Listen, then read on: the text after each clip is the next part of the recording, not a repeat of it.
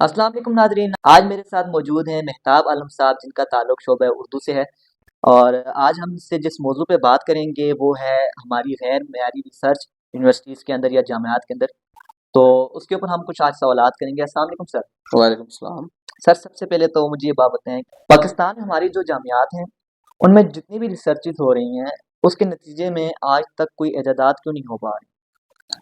हमारी सोसाइटी के अंदर जो जामियात मौजूद हैं, अगर इसके पस मंज़र को समझने की आप कोशिश करें तो मुआशरे का जो एक बहुत बड़ा तबका जो नौजवानों का है, वो आपने सारे का सारा यूनिवर्सिटीज़ में नहीं लाना होता, हायर एजुकेशन की तरफ लेकर नहीं जाना होता। पूरी दुनिया में कहीं भी नहीं ले जाया जाता, ठीक। बल्कि 80 से 90% तबका तो आपने लेकर जाना होता है ज़िंदगी के मुख्तलिफ शोबों की तरफ। मसलन आपने एग्रीकल्चर की तरफ लेकर जाना है, वो फार्मिंग की तरफ जाएंगे, ज़राअत में वो अपना रोल अदा करेंगे। इसी तरीके से आपके मुआशरे के जितने शोबे हैं, चाहे वो दुकानदारी है, चाहे वो सब्जी फरोशी है, यानी आप सब्जियां बेचना है। इसी तरीके से जो है वो जो है हेयर सलून है, बाल काटना है, जूते सीना है, जूते बनाना है। हमारे यहाँ तो इन पेशों को इज्जत नहीं दी गई, वरना दुनिया में जो है वो कॉबलर एक बड़ा रिस्पेक्टफुल पेशा है, और वो कस्टम्स शूज पूरी दुनिया में सबसे महंगे होते हैं, बिल्कुल सर, सही। जबकि हमारे यहाँ मोची को वो हैसियत ही नहीं दी जाती। सही। हम कस्टम शूज, अच्छा कस्टम शूज का कॉन्सेप्ट ही पाकिस्तान में ना होने के बराबर है। तो गोया बात करने का मकसद ये है कि ये तो वो नौजवान है जो जिंदगी के इन तमाम शोबों की तरफ आपने लेकर जाना है। प्रोफेशनल एजुकेशन होती है इनके लिए, जो 2 साल 3 साल के डिप्लोमे होते हैं, डिग्रियां होती हैं, वो आपने करवाई, उनको स्किल्स दी, रोजगार कमाने की काबिलियत पैदा की, और उन्हें मार्केट में फ्लो कर दिया कि जाएं जी आप कमाएं और जिंदगी गुजारें। वो थोड़ा तबका आपने थिंक टैंक्स के तौर पर, पॉलिसी मेकर के तौर पर, आपने जो है वो टेक्नोक्रेट्स के तौर पर ऊपर लाना होता है। इसके लिए चाहिए हायर एजुकेशन, जिसके लिए यूनिवर्सिटीज़ पूरी दुनिया में काम करती हैं, और कुछ बड़े डिपार्टमेंट्स साइंस में, इजादात में, या सोशल साइंसेज में भी आपको माहिरीन चाहिए होते हैं। उसके लिए आपने यूनिवर्सिटीज़ बनाई हुई होती हैं। वो एक थीम के तहत, एक माइंडसेट के तहत वहाँ लाए जाते हैं, ठीक और है। लाए इसलिए जाते हैं कि उन्होंने इन इन शोबों में हमें ये तरक्की दरकार है, ये मसाइल हमारे शोबे की तरक्की की राह में रुकावट है, इनके सॉल्यूशंस लेने हैं इन नौजवानों से। ऐसे। अब वो नौजवान आता ही किसी प्री ऑक्युपाइड माइंड के साथ है कि मैंने सोसाइटी के इस प्रॉब्लम को सॉल्व करना है। वो कोई फिजिकल इन्वेंशन हो सकती है, या वो कोई थ्योरेटिकल बहुत अच्छा आइडिया हो सकता है जो बिल्कुल। उसने रिसर्च। अब पाकिस्तान में नौजवान हायर एजुकेशन में क्यों जा रहा है? पाकिस्तान में नौजवान हायर एजुकेशन में जा रहा है, उसके पास करने के लिए कुछ नहीं, तो अगली डिग्री कर लो। बिल्कुल ऐसा ही है। और जॉब के लिए जो है वो जा रहा है, ठीक है जी मुझे एमफिल करूंगा तो 5,000 का इंसेंटिव मुझे तनख्वाह में मिल जाएगा, ऐसा ही है। पीएचडी कर लूंगा तो 10,000 का इंसेंटिव मुझे तनख्वाह में। अब मैंने 30 साल सर्विस करनी है, 30 साल सर्विस करने का मतलब मुझे पीएचडी से 30 लाख रुपए का फायदा होगा। बिल्कुल।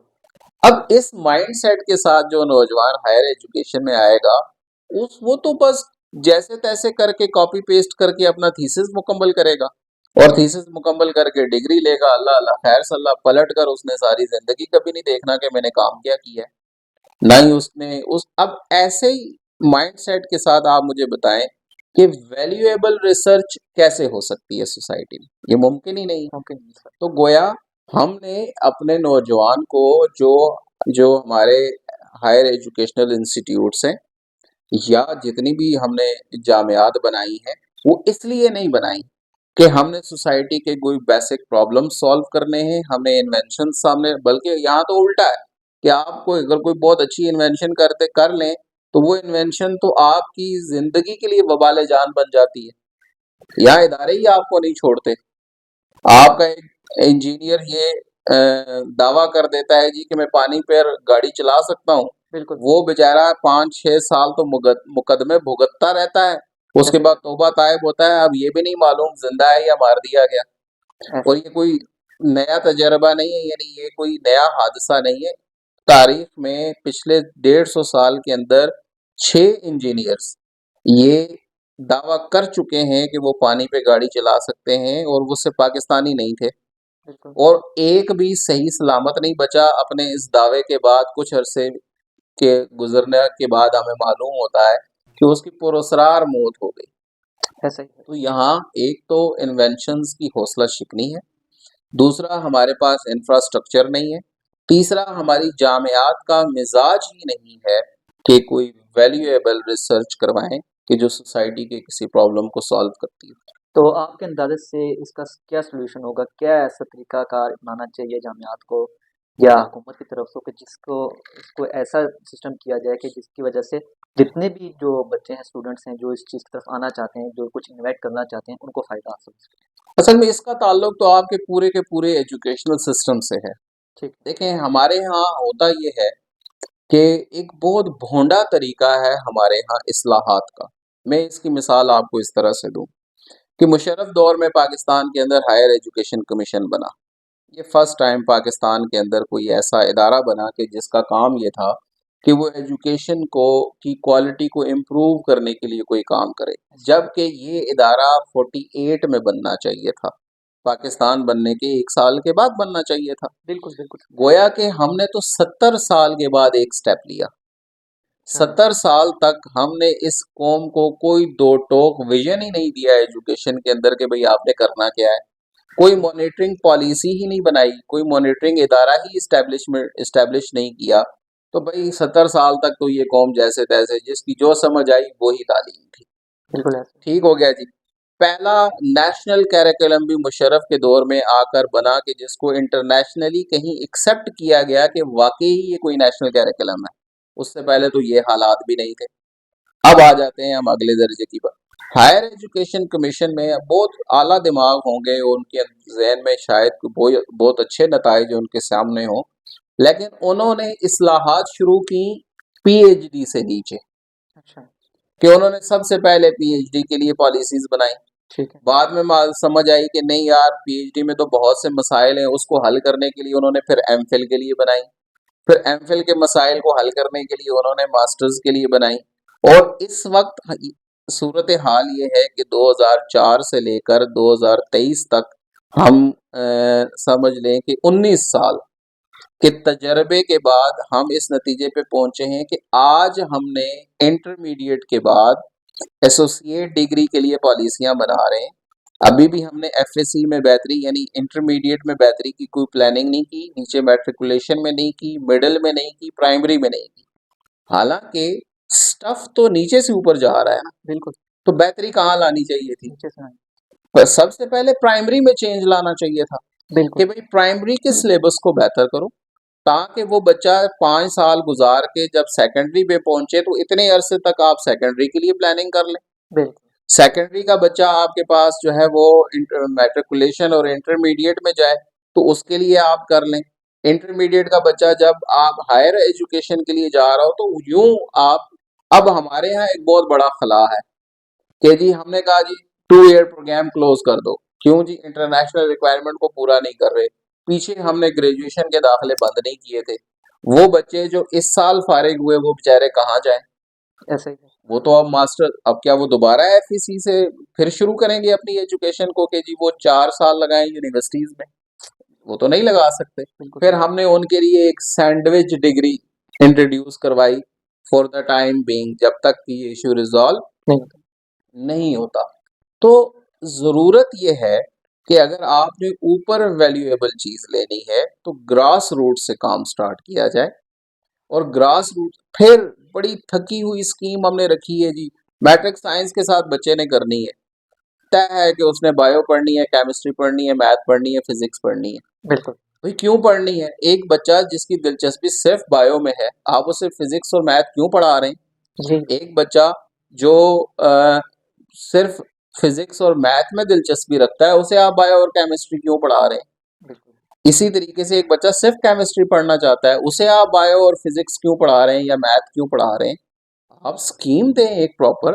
جو بچہ جس سبجیکٹ کے اندر جانا چاہتا ہے اس کے ساتھ کچھ کمپلسری جو سبجیکٹس ہوتے ہیں جو اس سبجیکٹ کو الائنڈ کرتے ہیں وہ آپ ضرور دے دیں. ایک کھلی اسکیم دے دیں. مثلا ہمارے سامنے بہت ساری ایگزامپلس دنیا کی موجود ہیں.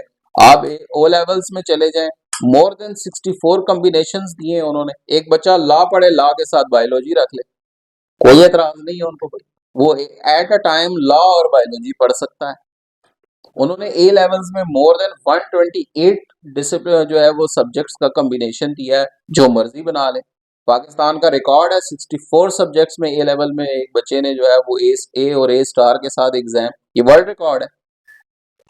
तो बात ये है कि हमने इनोवेशन की मत मारी है, हमने क्रिएटिविटी को कत्ल किया है, और हमने स्ट्रक्चर ऐसे डिजाइन किए हैं कि भाई इसके अंदर क्रिएटिविटी कहीं गलती से भी जो है ना अपना सर ना निकाल सके. तो ऐसी सिचुएशन में तो आप ऊपर जो है वो बेहतरी की तवक्को नहीं कर सकते. नीचे से जो है वो तब्दीली करके लाएं तो मुमकिन है. तो हो आप सकता है. अगर स्कूलों के हालात पूछे ना मुझसे, पाकिस्तान और आज़ाद कश्मीर में एक प्राइमरी स्कूल में 2 टीचर होते हैं, ठीक है. वहाँ 6 क्लासें होती हैं, कायदा पहली, दूसरी, तीसरी, चौथी, पांचवी. टोटल सब्जेक्ट्स की तादाद बनती है 33. 6 घंटे में 2 टीचर्स ने 33 सब्जेक्ट्स पढ़ाने हैं, यानी एवरेज एक टीचर ने 17 किताबें पढ़ानी है बच्चे को 6 घंटे में. क्या ये पॉसिबल है? ऐसा तो बिल्कुल सिस्टम ही आपका जो है खराब हो जाएगा. ये तो सारा का सारा इम्पॉसिबल है. एजुकेशन सिस्टम बिल्कुल सही. इसका मतलब ये हुआ कि एक किताब की बारी आएगी, यानी अगर वो 30 मिनट भी एक किताब को दे तो वो जोर मार के, यानी अगर 6 घंटे में 1 मिनट का भी ब्रेक ना ले तो वो 12 किताबें पढ़ा सकता है, ऐसी बात जबकि एक ह्यूमन नेचर से ये पॉसिबल नहीं. नहीं है. वो 7-8 किताबें 10-10 मिनट उसको दे सकेगा. बिल्कुल दयानतदारी से पढ़ाएगा तो वो 5-6 सब्जेक्ट्स ही पढ़ा सकेगा. बिल्कुल गोया कि एक किताब की बारी 6 दिन के बाद आएगी. बिल्कुल. अब जो बच्चा साल में, हमारे यहाँ वैसे ही 180 वर्किंग डेज होते हैं स्कूल्स के 365 में से, ठीक. अब उसमें से भी एक किताब की बारी 6 दिन के बाद आती है. तो समझ लें कि पूरे साल में उस बच्चे ने 30 पीरियड भी नहीं लिए उस किताब के. हम कहें जी कि वो बहुत अच्छी स्किल्स के साथ ऊपर आएगा, कैसे पॉसिबल है भाई? बिल्कुल सर. मुझे ये बात बताएं कि जिस तरह साइंसेस में जो स्टूडेंट्स हैं वो रिसर्च करते हैं और उसके बाद इन्वेंशन भी करते हैं, तो इस तरीके से क्या सोशल साइंस में भी कोई रिसर्च होके ऐसी कुछ इजादात मुमकिन है या नहीं? यार अलमिया तो ये है कि हमारे यहाँ सोशल साइंसेज में तो सवाए कॉपी पेस्ट के अलावा कुछ भी नहीं. और कुछ नहीं हो रहा. बिल्कुल. हमारे यहाँ तो साइंसेज में भी कॉपी पेस्ट ही हो रहा है ऐसे मैक्सिमम. ऐसे ही. इक्का दुक्का कोई अ, अपनी किस्मत का मारा खुद ही कोई पंगा ले ले तो मैं कह नहीं सकता, लेकिन बाकी यह है कि साइंसेज में भी मैक्सिमम यही बात हो रही है. ठीक है. मसलन मैं यूनिवर्सिटी में हूँ, मेरे साथ बेशुमार लोग हैं, मुजफ्फराबाद शहर में भी, इस्लामाबाद में भी, कराची तक मेरे बहुत अच्छे दोस्त हैं. ठीक है. आप मैथ के किसी बंदे को पकड़ें जो उसमें एमफिल या पीएचडी कर रहा हो, और उससे आप ये कहें यार मेरे साथ आपने सिर्फ ये बताएं मुझे 10 मिनट कि पाकिस्तान में प्रिंसिपल मैथ्स में क्या काम हो रहा है, मैं दावे के साथ कह सकता हूँ उसका सीधा सा एक लाइन का जवाब होगा कि पाकिस्तान में प्रिंसिपल मैथ्स में काम नहीं हो रहा. ऐसे ही है. ये तो मैं साइंसेज की बात. अब आ जाएं आप सोशल साइंसेज. ठीक है. इसमें आप इस्लामियात ले लें, हिस्ट्री ले लें, ज्योग्राफी ले लें, उर्दू ले लें, इंग्लिश ले लें, और जितने सब्जेक्ट हैं, साइकोलॉजी है, सोशियोलॉजी है, वगैरह वगैरह वगैरह. यहाँ तो टोटल कॉपी पेस्ट है. बिल्कुल. एक ख्याल आपका सुपरवाइजर आपको बता देता है, उसके ऊपर आपने जो है वो 10 किताबें पढ़, यानी 100 किताबें पढ़ के थोड़ा थोड़ा छांट छांट के आपने 100-150 सफ़े का एक पेपर तैयार करना है, वो आपका थीसिस है. लेकिन ऐसा दुनिया में ऐसा नहीं है. सोशल साइंसेज में बिल्कुल उसी तरह की इनोवेटिव रिसर्च हो सकती है जिस तरह साइंसेज में. साइंसेज में तो प्रैक्टिकली इम्प्लीमेंटेशन बेस्ड रिसर्च होनी चाहिए, यानी आपकी इस रिसर्च के नतीजे में कोई गैजेट बनना चाहिए, कोई फार्मूला इन्वेंट होना चाहिए. कमो पेश इसी तरह की सूरत हाल साइंसेज में भी है, तो सर सोशल साइंसेज में भी है. इस सारे गैप को कंप्लीट करने के लिए, फिल करने के लिए जितने भी ये मसले मसाइल एजुकेशन सिस्टम के अंदर, اس کے اندر یونیورسٹیز جتنی بھی یونیورسٹیز ہیں جتنی بھی جامعات ہیں ان کا کیا کردار ہے اس چیز کے اندر، وہ کیا اقدامات ایسے کر سکتے ہیں کہ اس چیز کو ٹھیک کر سکیں؟ اصل میں اب یہاں ایک اور بڑی دلچسپ بات کی طرف آپ جانا چاہ رہے ہیں. ہم سمجھتے ہیں کہ یونیورسٹیز اپنی پلاننگ خود کرتی ہیں، ٹھیک ہے. یہ اٹانومس ادارے ہوتے ہیں اور ان کو گورنمنٹ اس طرح سے ڈیل نہیں کر رہی ہوتی، اور یہ بات بہت حد تک درست ہے کہ یہ اٹانومس ادارے ہوتے ہیں. ٹھیک ہے. لیکن ان کی جو اوپر کی مینجمنٹ کی باڈی ہے، مثلا ایک وائس چانسلر بنیادی طور پر اس کا کام پیورلی مینجمنٹ کا ہے، ایسا ہی پالیسی میکنگ اس کا کام نہیں ہے، بالکل وہ سائننگ اتھارٹی ہے، اس نے تو جسٹ سگنیچر کرنا ہے. ایسے ہی. یونیورسٹیز کے اپنے بورڈز ہوتے ہیں، لیکن اصل میں پوری دنیا کے اندر یونیورسٹیز کے چانسلرز ہوتے ہیں. اچھا. پاکستان میں بھی ہیں، ٹھیک ہے. مثلا آزاد کشمیر کی جتنی یونیورسٹیز ہیں ان کے چانسلر آزاد کشمیر کے صدر ہوں گے. صحیح ہے. اچھا، پنجاب کی یونیورسٹیز کے چانسلر پنجاب کا وزیر اعلیٰ ہوتا ہے، سندھ کا بھی، اور صوبوں کے جتنی یونیورسٹیز ہیں ان کے چانسلرز ان کے وزیر اعلیٰ ہوتے ہیں. اور جو فیڈرل کی یونیورسٹیز ہیں ان کے چانسلر فیڈرل پریزیڈنٹ ہوتا ہے، جو مثلا فیڈرل اردو یونیورسٹی ہے اس کا چانسلر جو ہے وہ صدر پاکستان ہوگا. اب چانسلر کا کام ہوتا ہے، اصل میں چانسلر کا کام ہوتا ہے کہ اس نے جو ہے وہ یونیورسٹیز میں انوویشنز لانی ہوتی ہیں، ان کو اپ گریڈ کرنا، ان کو آگے بڑھانا، ان کی ایفیشنسی کو بہتر کرنا، اس کے لیے اس نے منصوبہ سازی کرنی ہوتی ہے. لیکن ہمارے یہاں کیونکہ یہ پیورلی پولیٹیکل فگر ہوتا ہے 100%، ٹھیک ہے. اس نے تو صرف یہ کام کرنا ہوتا ہے جی میرے 4 بندے یونیورسٹی میں بھرتی کیسے ہوں گے اور کتنے لوگوں کو میں ایڈجسٹ کر سکتا ہوں، مجھے کیا فائدہ ہو سکتا ہے، دوسرے کو کیا فائدہ ہو سکتا ہے. پاکستان کے اندر تو ہمارا چانسلر یہ دیکھ رہا ہوتا ہے، وہ تو یہ دیکھ نہیں رہا ہوتا کہ یونیورسٹیز کو بہتر کیسے کرنا ہے.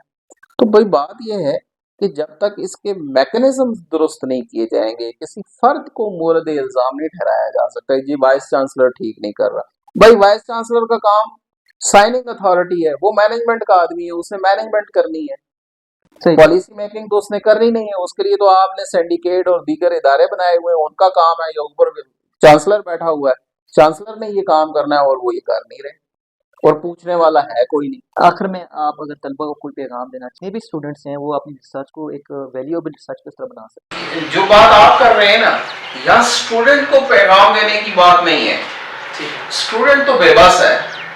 مثلا یہاں اسٹوڈنٹ تو باؤنڈ ہے یونیورسٹی کے طے کردہ پروسیجرز اور پالیسیز کا، وہ تو اس میں کچھ نہیں کر سکتا، اس میں وہ تبدیلی نہیں لا سکتا. یہاں ضرورت ہے جو ان کے سپروائزرز ہیں، جو ریسرچ کروانے والے لوگ ہیں، وہ چیزوں میں چینج لائیں، کیونکہ ان کے اختیار میں ہے، وہ لا سکتے ہیں. تھوڑا سا ڈیفیکلٹ ضرور ہوتا ہے، تھوڑا مشکل ضرور ہوتا ہے، آپ کو اپنے رسمی ماحول سے باہر نکلنا پڑتا ہے کہ آپ انوویشن لے کر آئیں. مثلا میں آپ کو ایک بات بتاتا ہوں کہ ایک لینگویج کا آدمی وہ یہ کہے جی کہ میں ایک ایسی ریسرچ کرنا چاہتا ہوں جس کے نتیجے میں کوئی پروڈکٹ سامنے آئے. آپ جب یہ بات کسی سوشل سائنسز کے ریسرچرز کے درمیان بیٹھ کے کریں گے تو وہ آپ کو ایسی نظروں سے دیکھیں گے کہ آپ کسی اور گولے کی مخلوق ہیں، اور یا آپ کو چڑھی ہوئی ہے، یا آپ کے ہوش ٹھکانے پر نہیں، کیونکہ یہ سوچا ہی نہیں جاتا کہ یہ پاسبل ہے. اور واقعی ایسا ہے کہ ہمارے ہاں یہ نہیں ہو رہا. حالانکہ سوشل سائنسز کے اندر بھی آپ کی ریسرچ جو ہے وہ اس طرح ہو سکتی ہے کہ اس کے نتیجے میں کوئی نہ کوئی پروڈکٹ سامنے آئے. وہ پروڈکٹ تھیوریٹیکل آئیڈیا ہو سکتا ہے، وہ کوئی نظریہ ہو سکتا ہے، اور وہ کوئی فزیکل چیز بھی ہو سکتی ہے. اب میں مثال کے طور پر آپ کو، ہمارے بہت اچھے دوست تھے، وہ کر رہے تھے ایم فل اس میں کمپیوٹر سائنس. وہ کسی سافٹ ویئر پہ کام کر رہے تھے جس کا کام تھا جو ہے وہ ورڈز کو ان کے روٹ ورڈ پر لے کر جانا. یعنی آپ اس میں کوئی بھی پیراگراف ڈالیں تو وہ ہر لفظ کو اس کے روٹ ورڈ پر. وہ میرے پاس کہیں گھومتے گھامتے آئے کہ جی میں یہ کام کرنا چاہ رہا ہوں اور مجھے یہ ایشوز آ رہے ہیں لینگویج کے حوالے سے. آئی ٹی میں تو وہ خود ایکسپرٹ آدمی ہے. تو اس نے کہا سر میں بہت سوں کے پاس گیا لیکن مجھے کسی سے سولوشن نہیں ملا. میں نے کہا پہلا پرابلم تو یہ ہے کہ ہمارا خاص طور پر اردو کا بندہ آئی ٹی سے فیملیئر ہی نہیں ہوتا. بالکل ایسے. تو وہ اصل میں آپ کو اس لیے نہیں سمجھا پا رہے, حالانکہ سب ایفیشینٹ مائر لوگ ہیں لینگویج, لیکن وہ اس لیے نہیں سمجھا پا رہے کہ وہ آئی ٹی فیملیئر نہیں ہے. اگر وہ آئی ٹی فیملیئر ہوتے تو آپ کے مسئلے کو انڈرسٹینڈ کرتے. اب اس نے کام تو کمپیوٹر سائنسز کے ڈپارٹمنٹ میں کیا ہے, لیکن پیور لینگویج کا کام ہے جو ہونا یہاں چاہیے, وہ لینگویج کے ڈپارٹمنٹ میں ہونا چاہیے تھا, وہ آئی ٹی کے ڈپارٹمنٹ میں رہا. اب اسی طریقے سے بھائی آپ لینگویج کے بندے کو اس طرح کے ٹاسک کیوں نہیں دیں کہ وہ اس کے نتیجے میں کوئی چیز بنائے.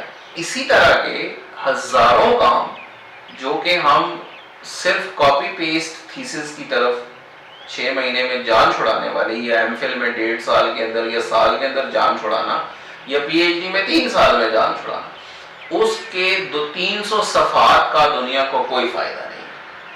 وہ دنیا کے کسی کام کی نہیں.